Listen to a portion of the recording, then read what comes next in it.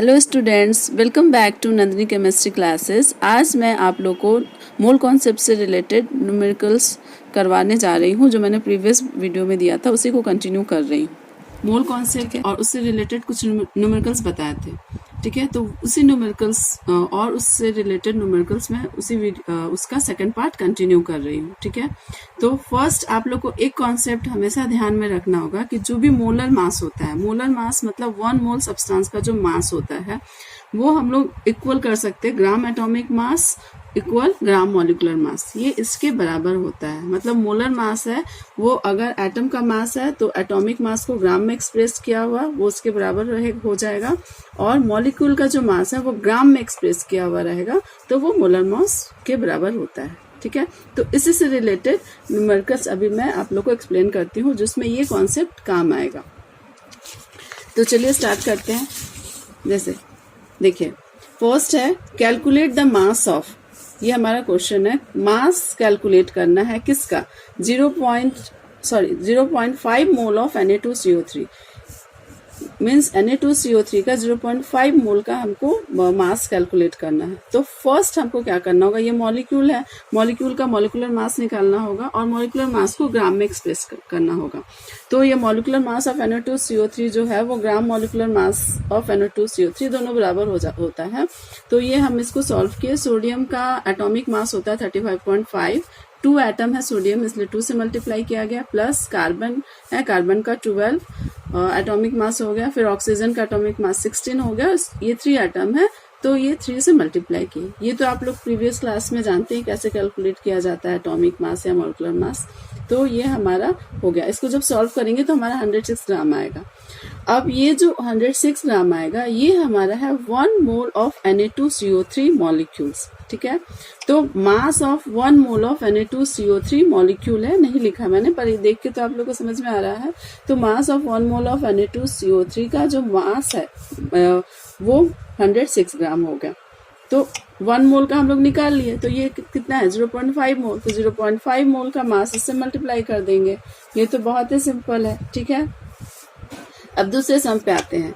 इसमें यहाँ जो हेडिंग दिया मैंने कैलकुलेट द मास ऑफ, तो जो भी है सबका मास ही निकाला जाएगा। देखिए, mass of 1 atom of copper, यहाँ देखो, यहाँ ध्यान दीजिए, mass of 1 atom of copper, ठीक है। तो हम लोग फर्स्ट क्या करेंगे, कॉपर का क्या करेंगे, कॉपर का ये तो एटम है तो gram atomic mass of copper कितना होता है 63.5 ग्राम हो गया, ठीक है। ये एटम है इसलिए एटॉमिक मास, मॉलिक्यूल होगा तो मॉलिक्यूलर मास। तो ये ग्राम में, क्योंकि ग्राम में एक्सप्रेस करना है तो gram atomic mass of copper हमारा 63.5 ग्राम हो गया। अब ये जो ग्राम होता है, मतलब ये जो मास होता है वो हमारा 1 मोल के बराबर होता है। मतलब 1 मोल अगर मॉलिक्यूल है तो मॉलिक्यूल का 1 मोल मास, एटम है तो एटम का। तो ये हमारा mass of 1 mole of copper atom, ठीक है। मतलब कॉपर एक दिखाएगा तो 1 मोल ऑफ कॉपर का इतना मास हो गया। क्लियर है। हमको यहाँ पे क्वेश्चन क्या पूछा गया, 1 एटम का, और हम लोग यहाँ पे क्या लिख रहे हैं 1 मोल। तो अब हमको यहाँ से कन्वर्ट करना होगा मोल को मॉलिक्यूल्स में, ठीक है। ये ध्यान देने वाला, ये कॉन्सेप्ट सभी के लिए, मतलब जब भी सम हम बनाएंगे ये कॉन्सेप्ट लिखिए 1 मोल का उसका एटॉमिक या मॉलिक्यूलर मास, और उसके बाद जो क्वेश्चन में दिया हुआ उससे रिलेट करके सम सॉल्व करेंगे। जैसे यहाँ पे एटम दिया है, हम तो यहाँ पे मोल लिखे हैं, तब हमको इसको एटम में कन्वर्ट करना पड़ेगा। तो हमको पता है 1 मोल अगर एटम है तो 1 मोल एटम कितना होता है 6.022 इंटू 10⁻23 एटम्स होता है, ठीक है। तो वो मैंने एटम्स 1 मोल को एटम्स में कन्वर्ट करके लिख दिया। Means mass of 6.022 into 10⁻23 atoms of copper का वेट हो गया, मास हो गया इतना।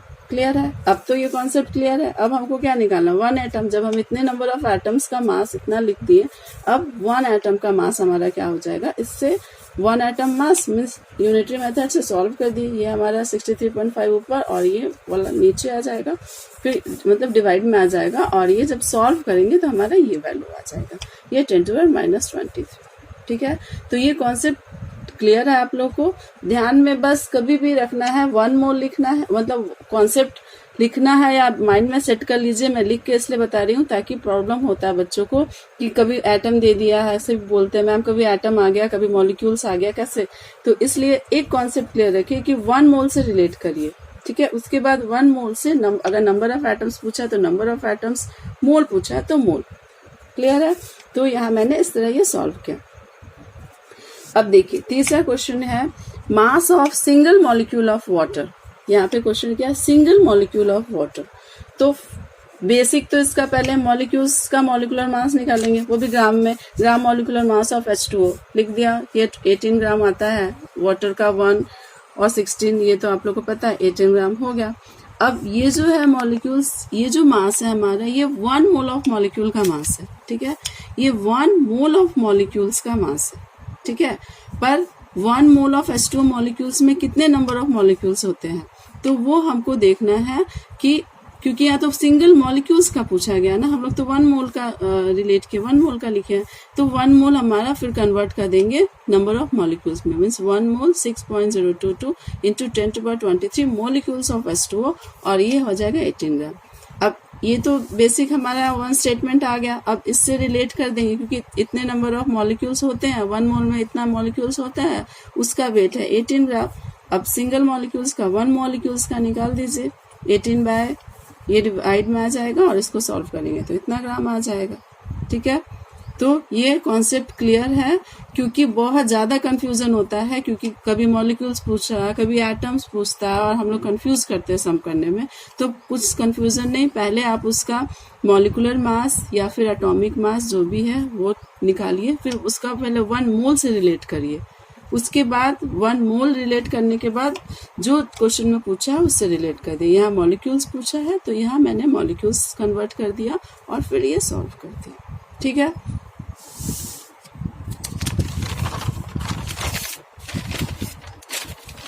अब एक क्वेश्चन और है। अब देखिए क्या पूछ रहा है, mass of 1 into 10⁻23 molecules of methane. यहाँ पे क्या पूछा गया, 1 इंटू 10⁻23 मॉलिक्यूल्स ऑफ मीथेन। तो अब हम इसका कैसे मास निकालेंगे, एज इट इज मीथेन का जो हमारा ये होता है मॉलिकुलर मास होता है 16 ग्राम होता है, निकाल के देख सकते हैं। 16 ग्राम CH4 का निकालेंगे तो 12 + 4 × 1, ये हमारा 16 ग्राम हो जाएगा, ठीक है। तो यहाँ देखिए mass of 1 mole of CH4, ये फिर मैंने रिलेट किया, 1 मोल ऑफ CH4 का 16 ग्राम होता है। अब 1 मोल को मॉलिक्यूल में कन्वर्ट कर लेंगे, मास ऑफ 6.022 इंटू 10⁻23 मॉलिक्यूल्स, क्योंकि मोल से क्वेश्चन नहीं है, मोल से नहीं डिमांड कर रहा क्वेश्चन, हमको निकालना है मॉलिक्यूल्स का, तो इसलिए मोल को हम लोग कन्वर्ट कर दिए मॉलिक्यूल्स में। तो ये हमारा मॉलिक्यूल्स आ गया 6.022 इंटू 10⁻23 मॉलिक्यूल्स ऑफ CH4, इसका मास ये हो गया। अब 1 मोल मॉलिक्यूल्स का निकालेंगे, क्योंकि डिमांड कर रहा है 1 इंटू 10⁻23 मॉलिक्यूल्स, तो इतने मॉलिक्यूल्स का इतना वेट हो गया। फिर 1 मॉलिक्यूल्स का mass of 1 molecules of CH4, ठीक है, 16 बाय दिस कन्वर्ट हो गया यूनिटरी मेथड। फिर ये जो डिमांड किया हमारा 1 इंटू 10⁻23 मॉलिक्यूल्स ऑफ CH4, उसको फिर हम लोग सॉल्व करेंगे, ये मल्टीप्लिकेशन में चला जाएगा, यूनिटरी मेथड है, तो ये सॉल्व होके आएगा 2.656 ग्राम, ठीक है। तो यहाँ तक आप लोग को कॉन्सेप्ट क्लियर है। अब आइए ये दूसरे टाइप का सम है, जिसमें दिया हुआ है नंबर ऑफ एटम्स काउंट करने हैं, means calculate number of atoms in each of the following. Number of atoms हमको कैलकुलेट करना है। फर्स्ट केस है 0.5 mole of nitrogen atoms, means 0.5 मोल में कितने नाइट्रोजन के एटम्स प्रेजेंट है, ठीक है। तो हम लोग को ये पता है कि मोल का रिलेशन किससे होता है, 1 मोल अगर हम लोग एटम्स लेंगे तो नंबर ऑफ एटम्स होता है 6.022 इंटू 10⁻23 एटम्स, ठीक है। तो वही यहाँ पे रिलेशन है, 1 मोल ऑफ नाइट्रोजन एटम, जो भी नाइट्रोजन एटम लिया है उसका 1 मोल में नंबर ऑफ एटम्स हमारा 6.022 इंटू 10⁻23 एटम्स प्रेजेंट होता है, जो कि एवोगाड्रो नंबर होता है। क्लियर है। तो 1 मोल में इतने नंबर ऑफ एटम्स प्रेजेंट है, तो 0.5 मोल में कितने होंगे, 0.5 मोल ऑफ नाइट्रोजन एटम्स, ये हमारा इतना नंबर ऑफ एटम्स प्रेजेंट होगा। क्लियर है। अब देखिए दूसरा है 0.2 मोल ऑफ नाइट्रोजन मॉलिक्यूल्स।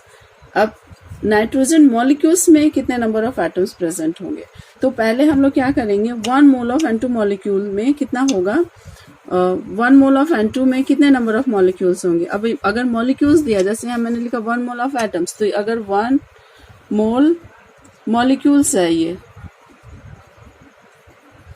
तो ये हमारा 6.022 इंटू 10⁻23 मॉलिक्यूल्स होगा।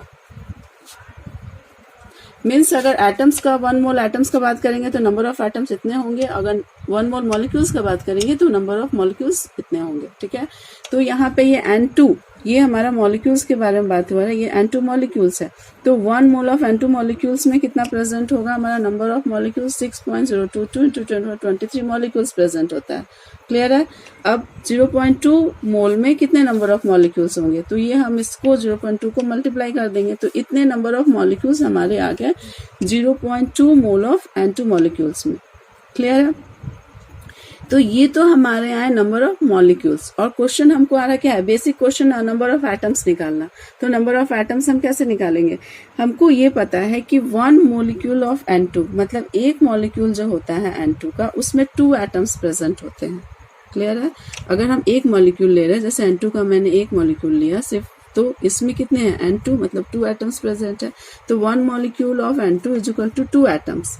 तो इतने नंबर ऑफ जो मॉलिक्यूल्स है यहाँ से जो आया है, उसमें N2 में कितने नंबर ऑफ एटम्स प्रेजेंट होंगे, अगर हम इसको इतने वाले इस नंबर को मल्टीप्लाई कर देंगे तो हमारा ये नंबर ऑफ एटम्स आ जाएगा। ठीक है।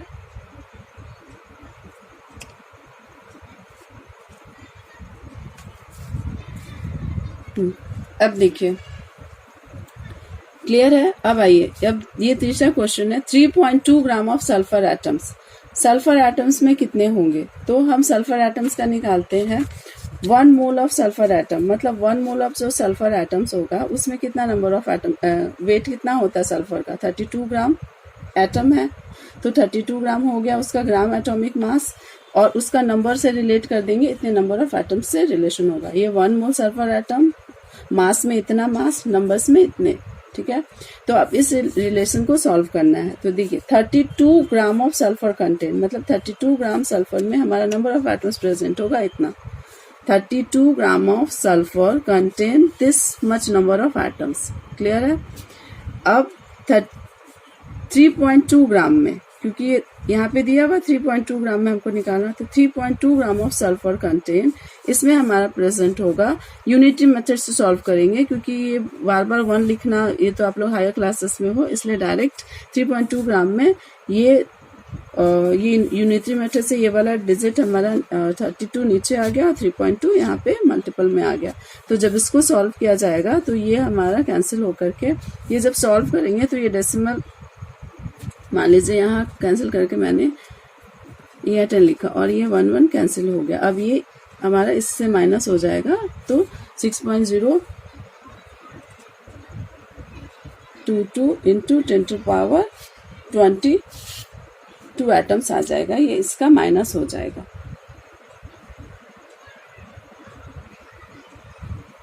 ठीक है, ये हमारा जो वैल्यू है ये हमने सॉल्व करके 6.022 इंटू 10⁻22 एटम्स, ये हमारा सॉल्व करके आ जाएगा। क्लियर है। आइए अभी मैं बताती हूँ। अब दूसरा है calculate number of molecules in each of the following. यहाँ भी नंबर ऑफ मॉलिक्यूल्स निकालना है, पर इसका क्वेश्चन अलग है। देखिए 14 ग्राम ऑफ नाइट्रोजन, मतलब नाइट्रोजन का जो है ये नाइट्रोजन 14 ग्राम ऑफ नाइट्रोजन लेना है, इसमें नंबर ऑफ मॉलिक्यूल्स निकालना है। तो जब नंबर ऑफ मॉलिक्यूल्स निकालने क्वेश्चन दिया हुआ है, इसका मतलब नाइट्रोजन को मॉलिक्यूल्स में लेना है। तो ये हमारा ग्राम molecular mass of nitrogen, gram molecular mass of nitrogen 28 ग्राम होता है। क्लियर है। नाइट्रोजन एटम का एटॉमिक मास 14 होता है, 2 एटम है, मल्टीप्लाई करेंगे 28 ग्राम हो जाएगा। अब देखिए 28 gram of nitrogen contain, number of molecules है, 1 मोल से रिलेशन कर दिए हम लोग, क्योंकि 1 मोल में 28 ग्राम होता है मास, और 1 मोल में नंबर ऑफ मॉलिक्यूल्स होते हैं 6.022 इंटू 10⁻23 मॉलिक्यूल्स। तो अब हमको मॉलिक्यूल्स निकालना है, तो मोल का रिलेशन मास से, फिर मास का रिलेशन मॉलिक्यूल्स से। तो क्वेश्चन में तो यहाँ पे 14 ग्राम दिया, तो मास का फिर मॉलिक्यूल से रिलेशन हो गया। 28 gram of N2 contain this much number of molecules. Clear है। तो अब 14 ग्राम्स में यूनिटरी मेथड से सॉल्व करेंगे। 14 ग्राम्स, ये 28 नीचे आएगा, 14 ये 2 से डिवाइड करेंगे तो 3.011 या फिर 0.11 और आ जाएगा, ठीक है। 3.011 into 10⁻23 molecules of N2। Clear है, N2 का इतना नंबर ऑफ मॉलिक्यूल्स निकल जाएगा 14 ग्राम में। अब आइए दूसरा सम है 340 gram of hydrogen sulphide. Hydrogen sulphide का पहले हम लोग क्या करेंगे, ग्राम मॉलिक्यूलर मास निकाल देंगे। मॉलिक्यूल है ये 34 ग्राम होता है, क्लियर है। तो 34 ग्राम जो है ऑफ H2S कंटेंट, इसमें कितना होगा, इतने नंबर ऑफ मॉलिक्यूल्स होंगे। 6.022 इंटू 10⁻23 ये मॉलिक्यूल्स होंगे, क्लियर है। क्योंकि हम मोल का रिलेशन मास से और मास का रिलेशन नंबर ऑफ मॉलिक्यूल से कर रहे हैं, तो मास का मॉलिक्यूल्स से रिलेशन ये हो गया। अब 340 ग्राम H2S में कितना होगा, फिर यूनिटरी मेथड 6.022 ये 34 नीचे आ जाएगा और 340 ग्राम से ऊपर चला जाएगा। और यहाँ जब सॉल्व करेंगे तो 10 आएगा, 10 को इसके साथ मल्टीप्लाई हो जाएगा 10⁻24 और ये इतने नंबर ऑफ मॉलिक्यूल्स निकल जाएंगे H2S के। क्लियर है। आई होप आज मैंने जो भी आप लोग को पढ़ाया वो आप लोग को अच्छी तरह से क्लियर हो गया होगा। जो भी मोल कॉन्सेप्ट से रिलेटेड और जो रेस्ट क्वेश्चंस होंगे वो मैं आपको नेक्स्ट वीडियो में प्रोवाइड कर दूंगी, ठीक है।